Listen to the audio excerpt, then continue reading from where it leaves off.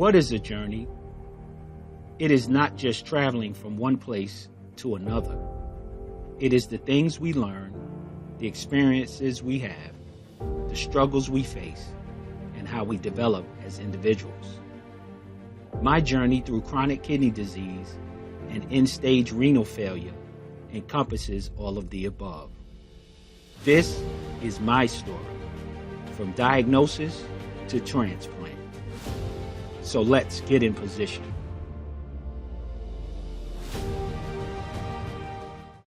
As the late, great Dr. Uma Kumar used to tell me, that as I age, per se, the disease, FSGS, would worsen and dialysis was inevitable. So we're here now. We're at the inevitable.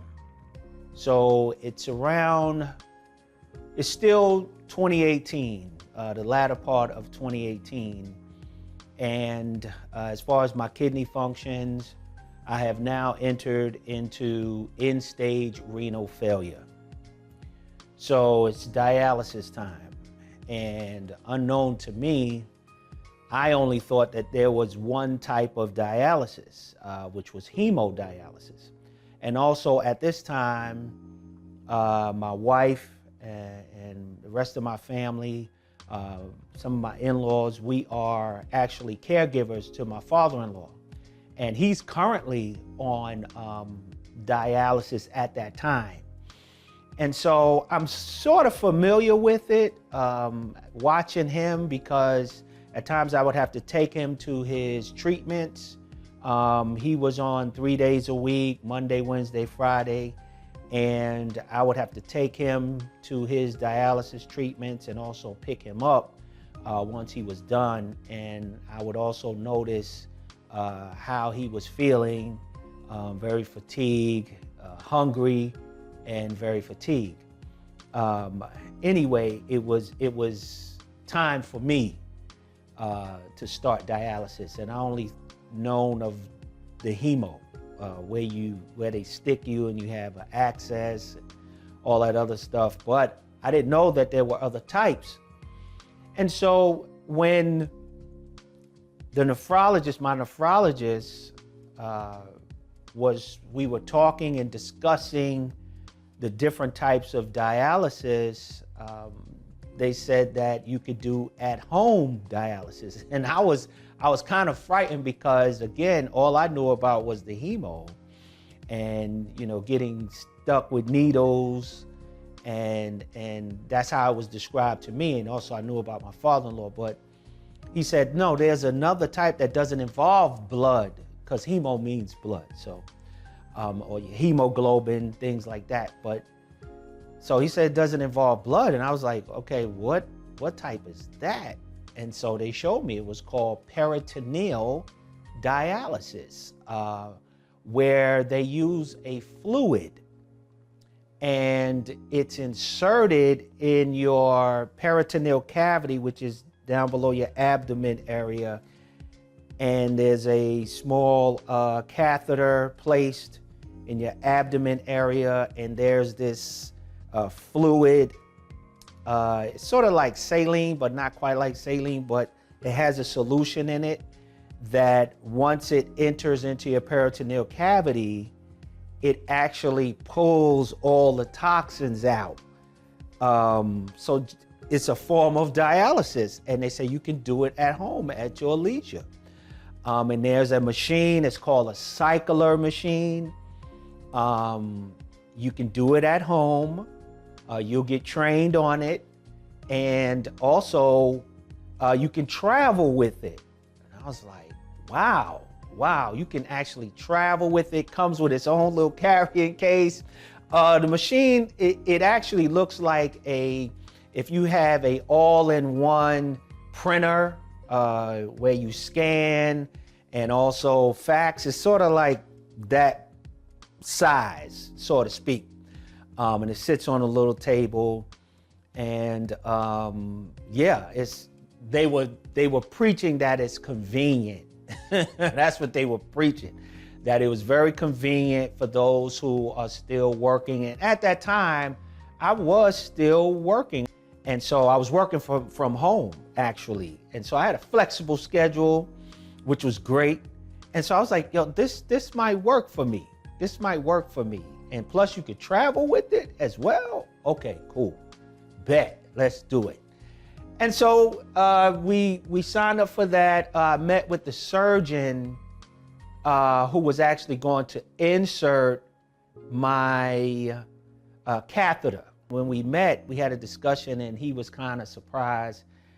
He said, Craig, you and I are the same age, and looking at you, you look really healthy, like a healthy guy, and I know you can get through this.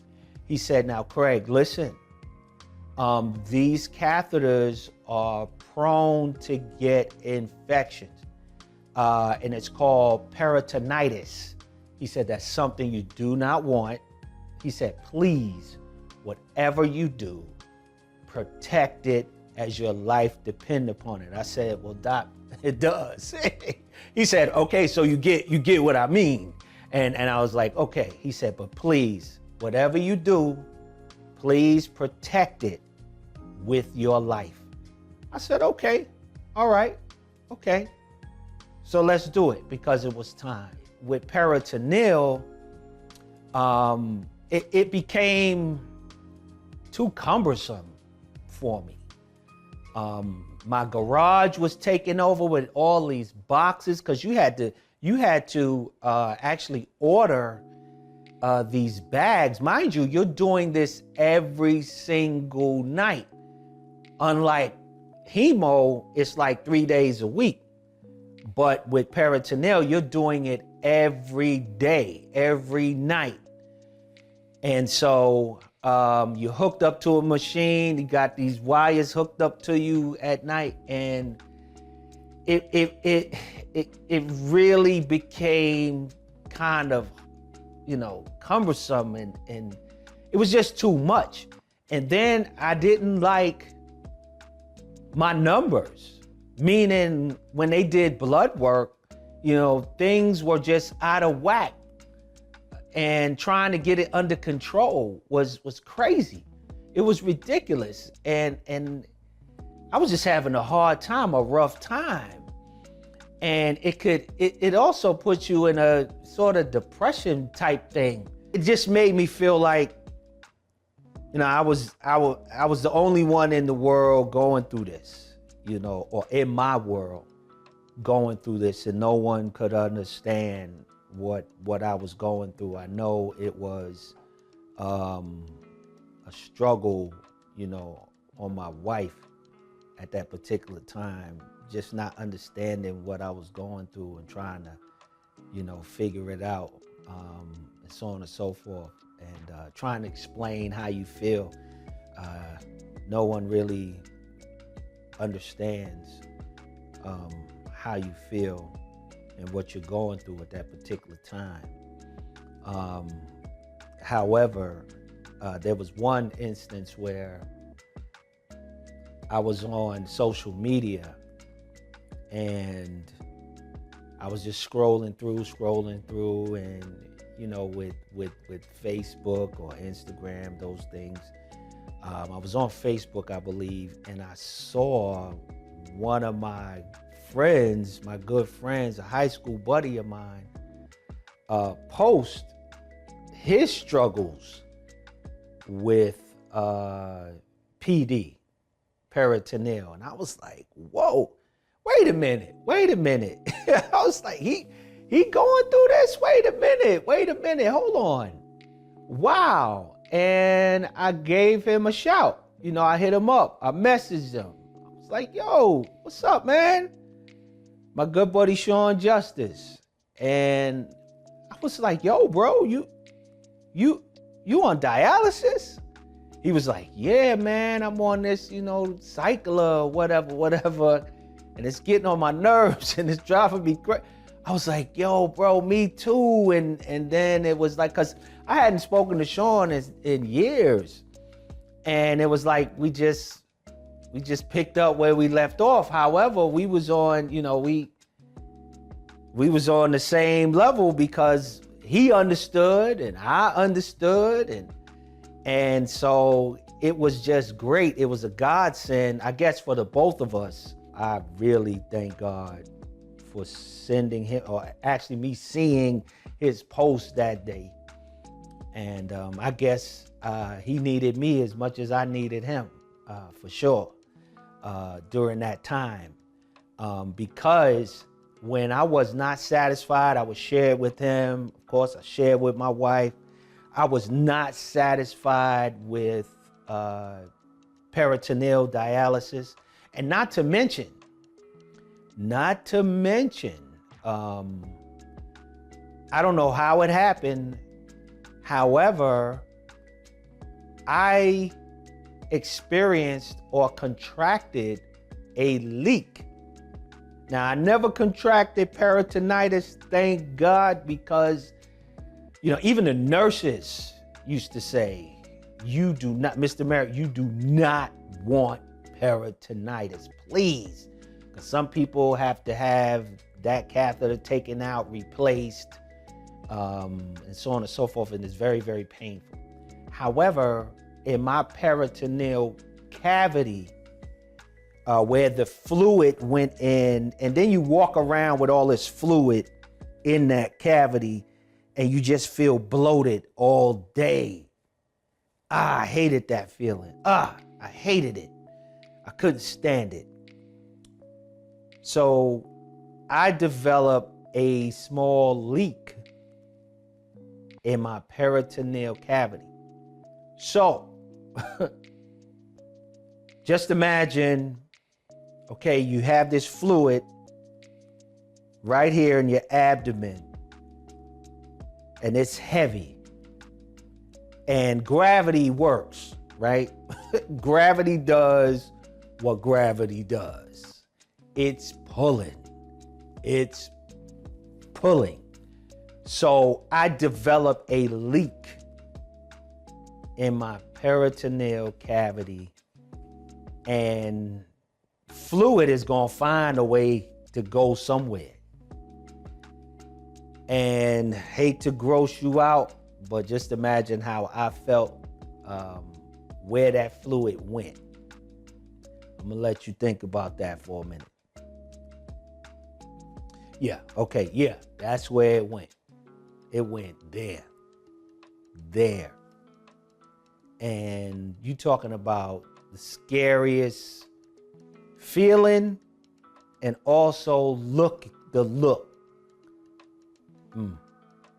Scary. And all the doctor could say is, okay, stop doing it for a minute. It will go away after a while. But we may have to do some surgery to repair. I'm like, nah, I'm not doing no surgeries, man. That's,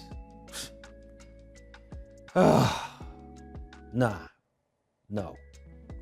And I talked to my buddy Sean, and Sean is like, wow. He said, well, Craig, listen, I had enough with PD myself. I switched over to hemodialysis. I said, you did? Really? He said, yeah, I had to do it. That was just taking up all of my day, half of his day. He was on it 12, 13 hours on the cycler. That's crazy. You can't move, you can't go nowhere. That's crazy. So he said, Craig, I don't know about you, but you might want to switch. He said, I know everybody's different, but you might want to go over to hemo. He said, I feel a lot better. And it's just 3 days a week. I may be on that dialysis machine for maybe 4 hours or those three days out of the week. And then I'm done. Then I got 2 days, and then the weekend, I'm good. He said his numbers came out great. I said, you know what, man? I'm going to have to try it. I'm going to have to do it. I'm going to have to go over. It was the end of 2018. I didn't even get through all of 2018. And so I went over to hemo, It was January 2019. I started my first, because I had to go right away because the kidneys had failed. And my very first treatment, I remember my very first treatment.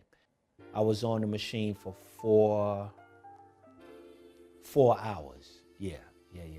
And so time goes on. I'm into my routine, and I was very disciplined there. And I know not everyone is like me or disciplined, which I couldn't understand because your life depended on it. But it was just so depressing. You know, you sit next to an individual and they sitting over there eating Cheetos. You know, they done went to the gas station, convenience store before they coming into dialysis. Are you kidding me, man? Are you serious? They drinking fruit punch filled with sugar.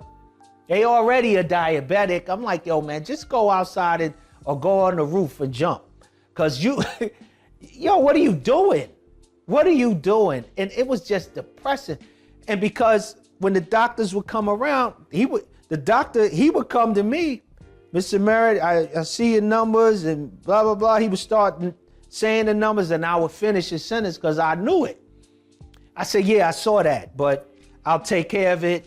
It'll be done. He said, Mr. Merritt, always, man, you know what to do. I'll see you later. He would be with me, talking with me for at least, 2 to 3 minutes, and he would move on. Because I had to make sure, folks, I did what I was supposed to do. Number one, I'm not feeling that great on this machine. So I really don't feel like talking to you right now. Not that I don't like you, but right now I'm really trying to sleep or whatever. So I made it in a point. Yo, Craig, do what you're supposed to do, man. You know when they're gonna take blood. The week before, do what you're supposed to do. Make sure the numbers come out right so they don't have to spend no time with you trying to tell you, don't do this, that. Cool, bet. That's how I treated it. So when they came, Mr. Merritt, you need anything from us? I was like, nah, I'm good. They would move on. But it's not like you're ear hustling, but you can hear the foolishness over here. And it's like they spend 15 minutes talking to this guy about, yo, you gotta get your phosphorus down. You gotta blah blah. What are you eating? And they see on there he got cookies, Debbie's cakes and Cheetos, and chili cheese fry. It was depressing.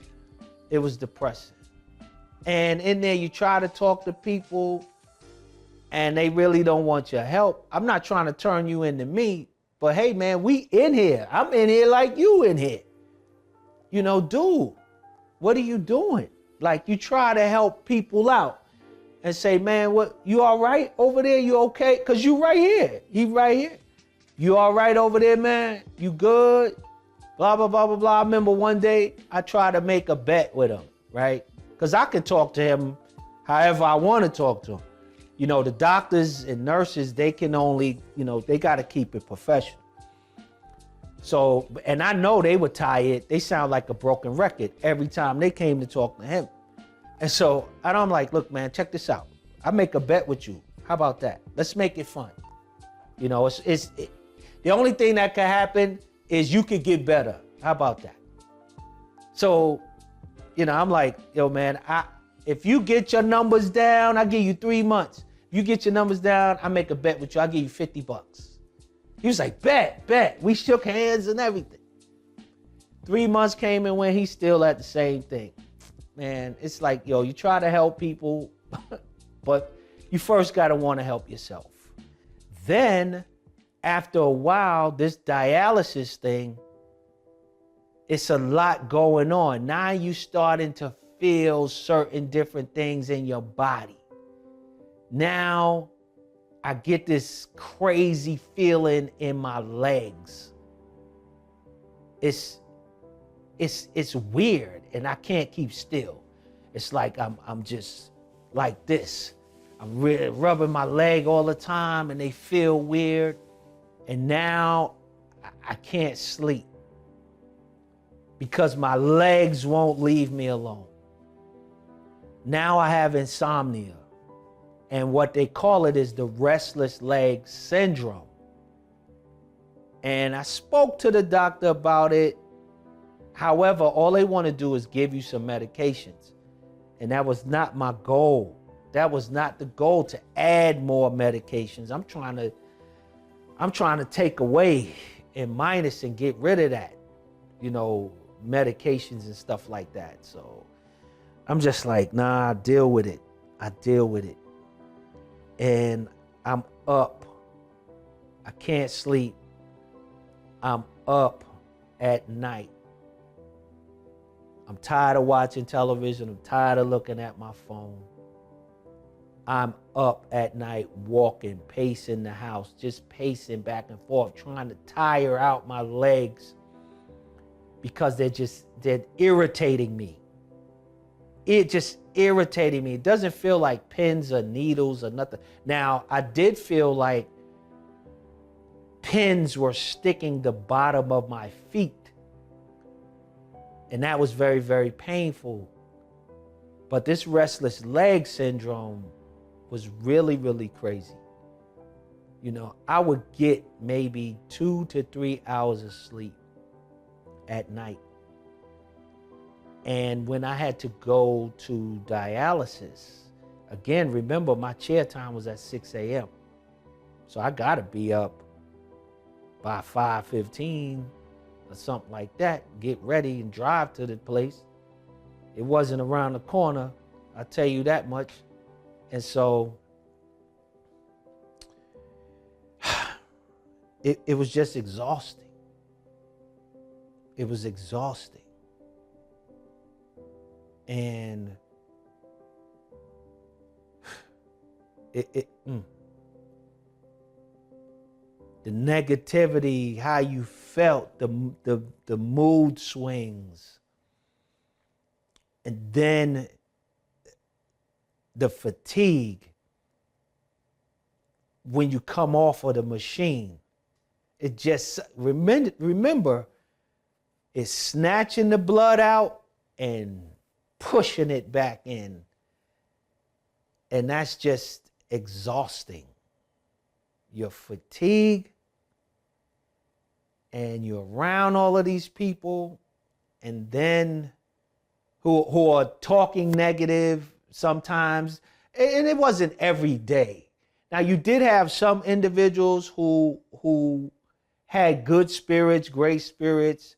Thank God for some of the nurses and technicians, some of them, who were in good spirits and tried to make your day enjoyable while you were there and caring for you. And then here comes the enemy, right? You're like, well, God, why me? Why?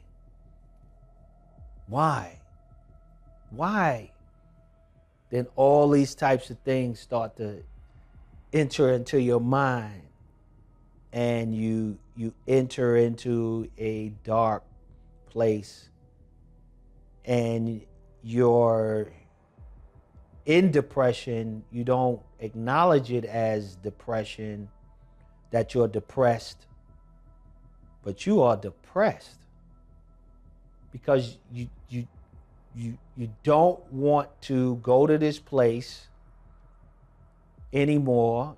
Meaning, when it's time, you're dreading going. Have a great weekend. You have a great weekend. No dialysis. You're good. And it's Sunday night. First of all, I'm not going to be able to sleep. I know it. I hate it when the nighttime came or when it was bedtime. I couldn't stand it. That particular hour of the day, I dreaded because I know I wouldn't get any sleep. I know that my legs would be restless. I would be tossing and turning. Then I would get out of the bed. It's 2, 3 o'clock in the morning. And I'm pacing the house. I'm walking around the house. And you just like, why me? I'm sick of this. You know you need it. You know you need this treatment. You gotta have this treatment. And you hate it. You dread going, but you know you need it. So you go. And then the sticking, 2 needles, 15 gauge. I hated that part. Then every so often on the machine, you don't even know why. Your blood pressure drop. It's just dropping. It's just dropping. You sitting there in a cold sweat, and thank God I had sense enough to call out to my technician, hey, I don't feel good. Hey, I don't feel good. Then there's chaos. There's chaos in the center. Somebody done fell out. They got to call the EMS, 911. It's just all around you. And you're sick of it. You're just sick and tired. You're tired of it, man. You're just tired of it. And those dark places, when I talk about those dark places, I really mean it. Dark. To the point where it's like, yo, I might as well not even be here. Those thoughts. Those thoughts. And you say, look, man, I'm just done. I'm done with it. You're on this list, you're on that list. No, you get evaluated, you're trying to better your chances by being on different transplant lists. And even that is tiring because you got to go through the same testing over and over. They want blood here, they want blood there, they want this test there, that to, yo, can't you get it from the other facility? Yo, I just did an EKG. I just did an echocardio. I just did a scan and all this other stuff. Yo, can't you get that test? Nah, we need our own. It's like, yo, come on. And I can recall one evening, one night, where I finally was able to go to sleep. I fell asleep. However, I was tossing and turning, and this voice kept talking to me and saying, just, Craig, why is it happening to you? This shouldn't be happening to you. You didn't do nothing wrong. Just throw it all away. Just throw it all away. Give it up. Give up. Just give up. I'm telling you, I'm hearing this voice. I'm tossing and turning. I'm tossing and I'm fighting and I'm wrestling with this voice. And I heard another voice.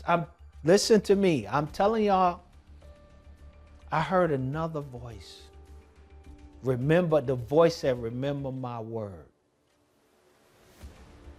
Use my word. That's what the other voice told me. Remember my word. And I started, every scripture I knew started to rise up in me while I'm asleep. Now, started to rise up in me, and I started to repeat the ones that I knew. And I started to say, I remember this very vividly. I said, devil, I rebuke you in the name of Jesus. I said, shut up, stop talking to me. I said it like that, and he kept talking to me. And I remember I sat up in the bed. It wasn't a dream. I woke up, opened my eyes, and I screamed at the top of my lungs, Get out of here. I sat straight up in my bed and I screamed at the top of my lungs. Now, mind you, my wife is laying asleep next to me. I sat up and I said, get out of here. You do not belong here. Get out. And he left. He left. And I slept like a baby for the rest of the night. That's my testimony. And I'm sticking to it. That's my story. I'm telling you. And that morning, it was an off day for me. Either it was a Tuesday or a Thursday. I got up and I know my wife was getting ready to go to work. She was getting ready to leave. And I woke up and I apologized to her. I said, I'm sorry for waking you up. She said, you didn't wake me up. I said, you didn't hear me scream last night? She was like, no. She said, no, I didn't hear anything. I said, wow. I should have called this, instead of I hate dialysis, I should have called it Dialysis, the Wilderness. That's what I should have called it, because that's what it reminded me of. And I knew from that point on, I had to stick to my faith when it came to my mind. And also, too, it wasn't just that, but I also had to seek some help. I had to seek some help. And thank God for my good friend, Dr. Laomi Bliss. I thank God for her. Man, I get teary-eyed thinking about it, and I thank God for that, for her.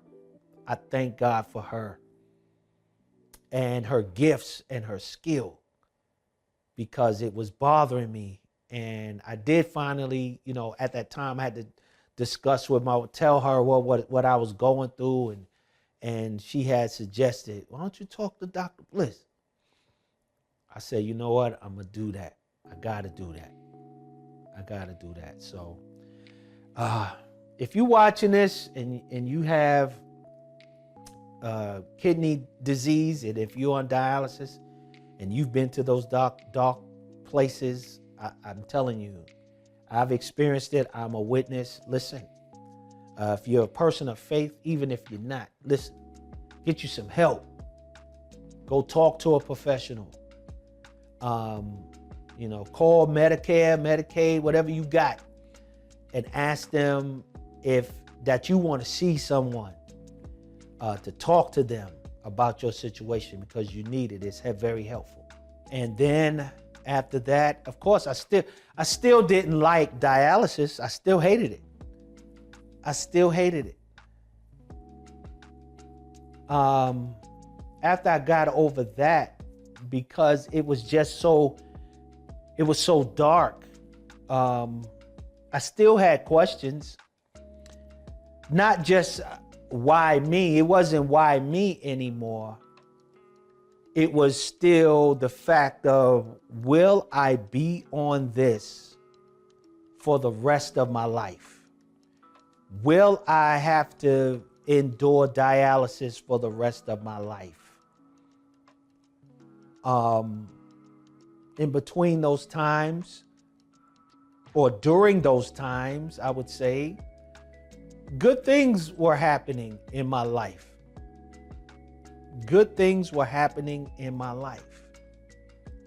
My son got married, which was very exciting.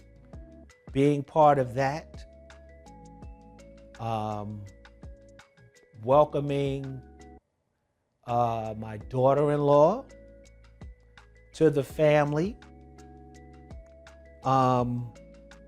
Just watching him and being with him before, helping him get dressed, that was really special to me. And I get choked up a little bit because that was a very special moment, and I really enjoyed that, seeing him get married, because I never foreseen it, but just very proud of him. Watching my daughter graduate from college, that was exciting.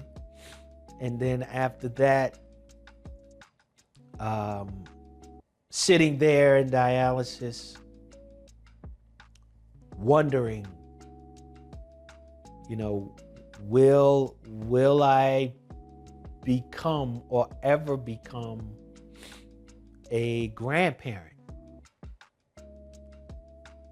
Will I ever become a grandparent? Will I get to see my grandchildren? Because there's always hopes. There's always hopes. Once, my son got married, it was like, okay. And, talking to them, they do want children, but I'm sitting here with 2 big needles in my arm, and will I ever get a kidney? And will I get to see my children's children? What would he or she look like? Will I have enough strength to run around with them?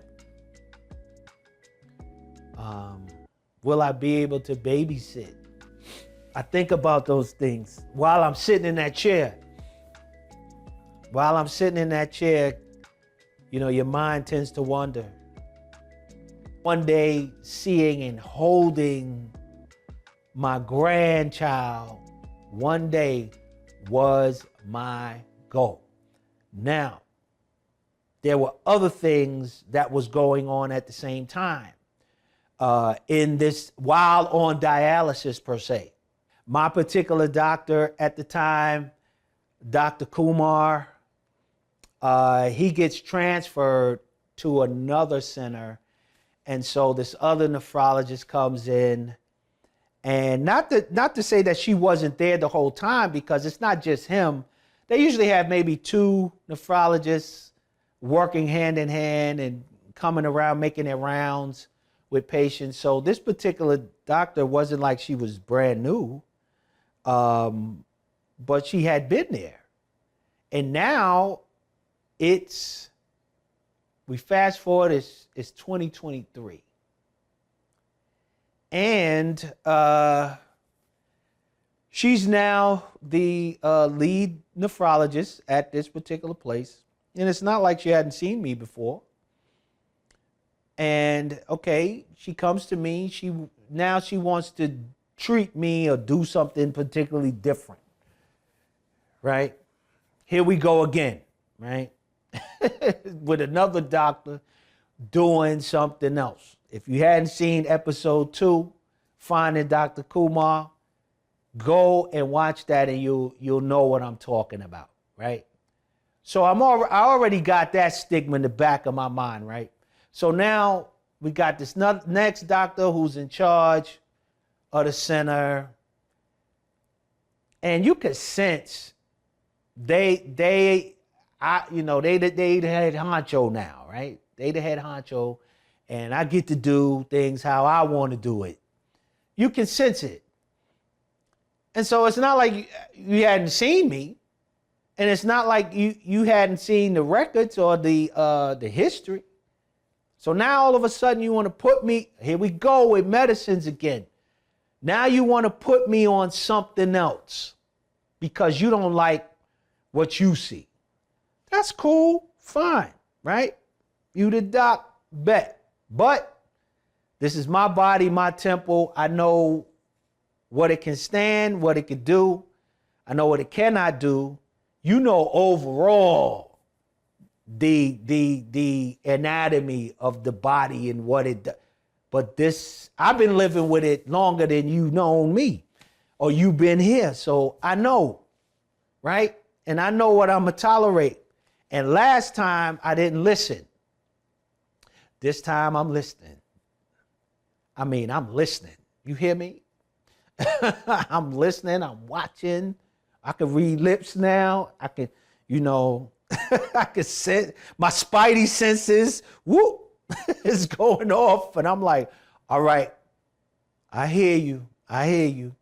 So it's like, okay, I want to put you on this. So before I immediately say no, it's like, well, doc, is there something else I could do? Can I change my diet? Can, I work out a little bit more? Can I walk more? What could I do naturally and physically to do this? And then it's like, you can't do nothing. I don't particularly believe that. And then she goes into, it had to deal with my calcium and my phosphorus, because those two kind of go, they not kind of, but they do go hand in hand. My calcium was pretty high, which is not good, which could cause bone density that can decrease. And that happens anyway. As we age, we lose bone density anyway. And she talks about that. And I said, okay, there's a test, because I remember in the past, they did this test on me. And I said, there's a test we could take or do to see where my bone density is, isn't there? And I said, I forget the name of the test. And she said that it's called a DEXA scan. I said, that's right. I said, why we can't do a DEXA scan to see where I am? She said, well, your insurance probably won't pay for it. I said, I was about to go left on her, but I said, you know what, let me worry about what it will pay for and how much it costs. I said, don't worry about that. Why don't I just get the DEXA scan? We look at that, see where if you're concerned with my bone density, because you want to put me on this particular medication that you feel as though will help my calcium or get it down or get it under control. Why don't we look at that? Why don't we test that? Again, her approach just wasn't sitting well with me. It just wasn't. So I'm like, okay, I'm gonna get the DEXA scan. I'm gonna do that. I'll let you know when I get it done, and they'll get it to you. And so I said, but right now I don't want to take that. Let's take some. I said, my goal, doc, is to take as less medications as I possibly can. I said, that's my goal. I said, I'm not trying to be difficult. I said, but that's my goal. Let's do some other things first and then come back and take a look at it, because this is your first time just, wanting to do something. And so we left with that agreement. So I thought. And so I go and come to find out my insurance paid for it, everything. I was covered, thank God. Because I know not a lot of people have that type of thing, So when she comes back around the next month or later on that month, I said, well, doc, I got the DEXA scan, because she's like, I still want to put you on this medication. I said, well, we talked about it. And you mentioned that, okay, cool, the DEXA scan, I got it done. We're waiting for the results. And then she had the nerve enough to say, well, that's something you wanted to do. I knew what it was then, and I told her, I said, you know what, doc? I called her name. I won't say her name. I said, look, listen. I said, you know what? I said, this conversation is over. You are really, making me upset right now, so I'm done. I'm not really this conversation is over. I said, I am terminating this conversation right now. So please, thank you very much. Whatever. You can go see the next person. I'm done. I'm done. Because I'm like, how I thought we left, said we was going to do that and look at those things. So the next thing I know, she's saying that I yelled at her, or I'm very condescending, or whatever, and this, that, and the third. Next thing you know, we got to have a meeting and all this other stuff and whatnot. And man, whatever. I wasn't taking that medicine. I know that much. I wasn't taking it. And this is what I'm trying to tell and get across to individuals who are in situations like mine or like how I was. You have to be your own advocate. You definitely have to be your own advocate when it comes to stuff like this. You got to ask questions. Why you want to put me on that? And leading up to it wasn't like she did not know me. So all of a sudden now, because you're the lead doctor this year, now you want to start doing and making changes and all of that. When I started doing research on that medication and asking questions about it, and people were telling me, well, this is a side effect, that's a side effect, you could possibly have a stroke. I was like, no, definitely not. We're not doing that.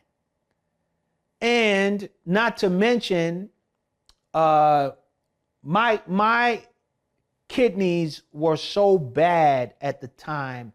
One of them, my right kidney, had a little, it was a spot that they saw on the scan, because they did a scan of it when I went to go get evaluated somewhere at another transplant facility in Charlotte, North Carolina. They saw that little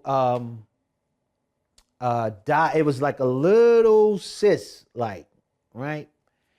And it wasn't that large, but it concerned them. And when your kidneys are damaged like mine's were, they tend to form these pockets of liquids, right? These bumps and pockets around them, and they could potentially be cancerous. And so that was pretty much holding up me getting a transplant or getting on that particular list, and they wanted to look at it again. So 6 months went by. We brought the tests back here to Atlanta, Emory University Hospital, where I was listed as well. They saw it, and we wanted to wait another 6 months, do another scan. If it decreased, good. If it increased, then we have to do something about that as well. So there was a urologist there, Dr. Ogan, who was really, really great doctor.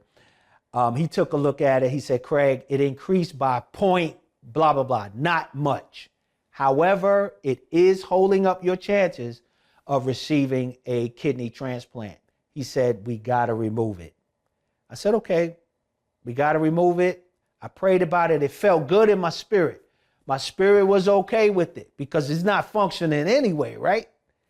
So he said, we got to do a nephrectomy. That's when they remove a kidney. And we went along with that. We did the nephrectomy. Surgery went well. They said I did well.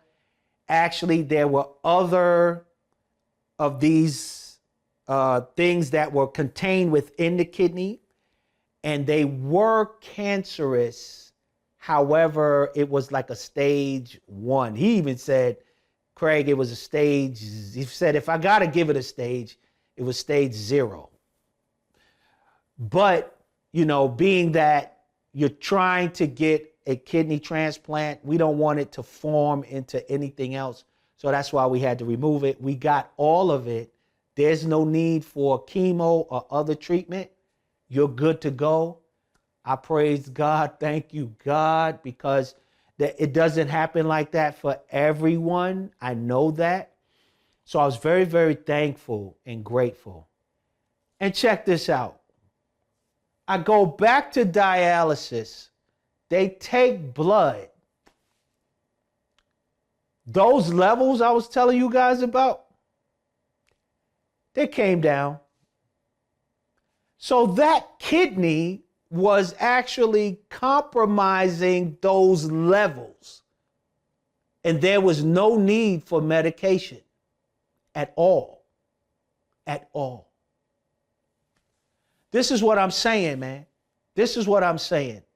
This is why I'm so passionate about spreading my story and sharing my story with you all. Because, you know, you don't necessarily have to have kidney disease like me. But if you got something and it don't feel right in your spirit, and you know, listen, this is not right. I don't need to do that. Or they want to put you on something that you know you don't need. Now, there's certain things that you absolutely need. Like I needed to take my blood pressure medications. I needed to take those things, right, that helped in other areas. Now, I'm not just saying just totally go against the doctors. But if we're not in agreement with the plan and how you're gonna treat me, because me and you got to partner. That's how I see it. We have to partner. And I have rights. I have basic human and patient rights. If you don't get what you're looking for, hey, I want a second opinion. And if the second ain't right, get a third. I'm telling you, I absolutely hated dialysis.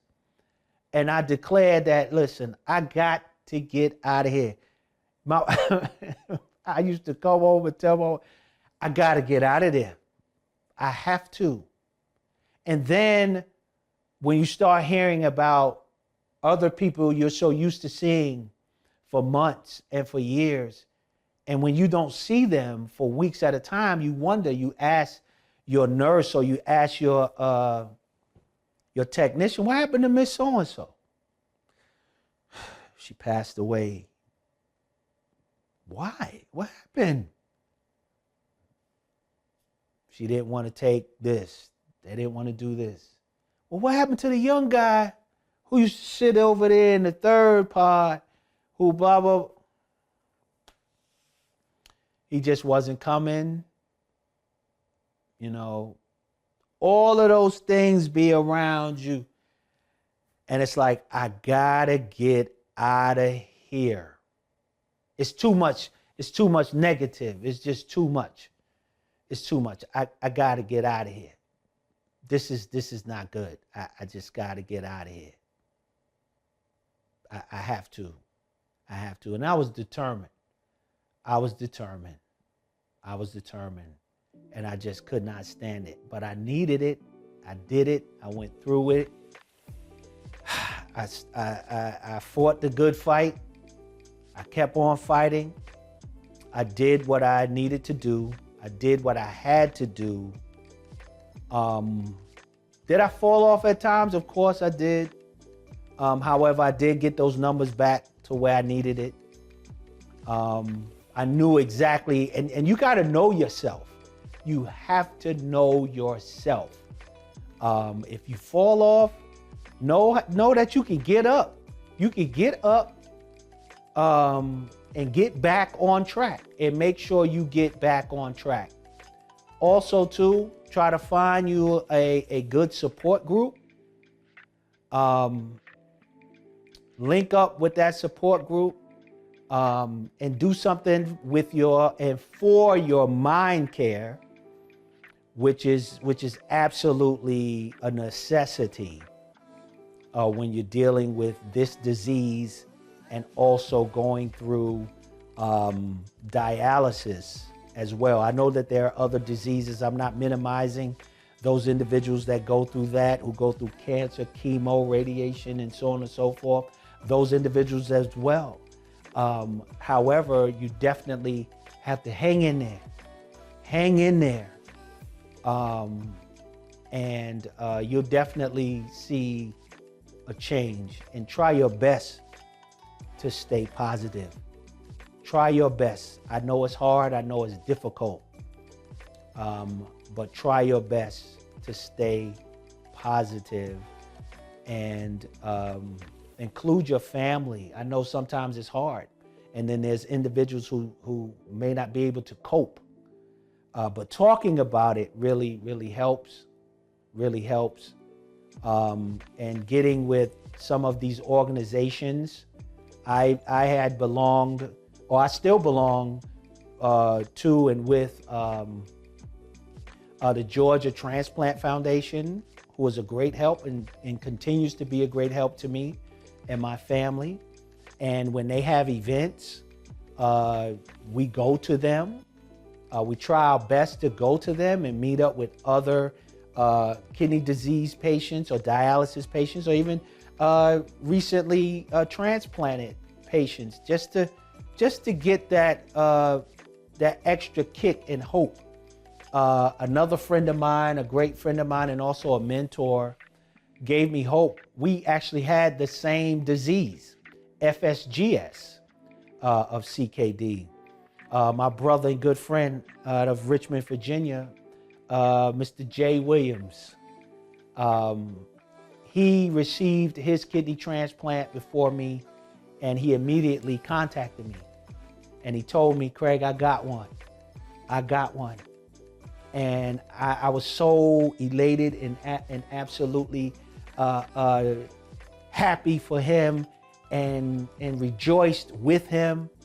And I told him, thank you so much. I texted him back. I said, thank you so much for sharing it with me. And he responded, he said, that was intentional. Me sharing it with you, Craig, so you know that there is hope. Man, I never forgot it. And I thank God for Jay, even through the years in Richmond, Virginia, being a mentor and a big brother to me. And you got to find those people. A great person, another good friend of mine told me, Dr. Good, he said, Craig, you don't choose your mentors, but your mentors choose you.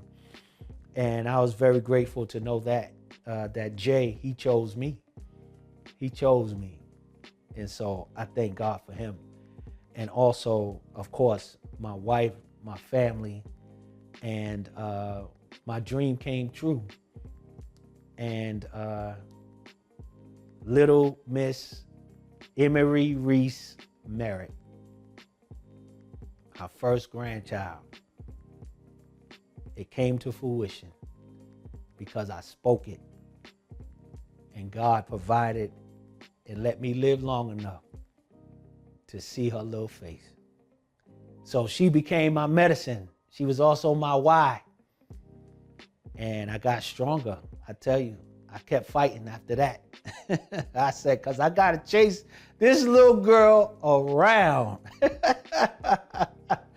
I have to. One day, she's not walking yet, but one day I'll be able to chase her around here, or whatever. But I'm looking forward to it.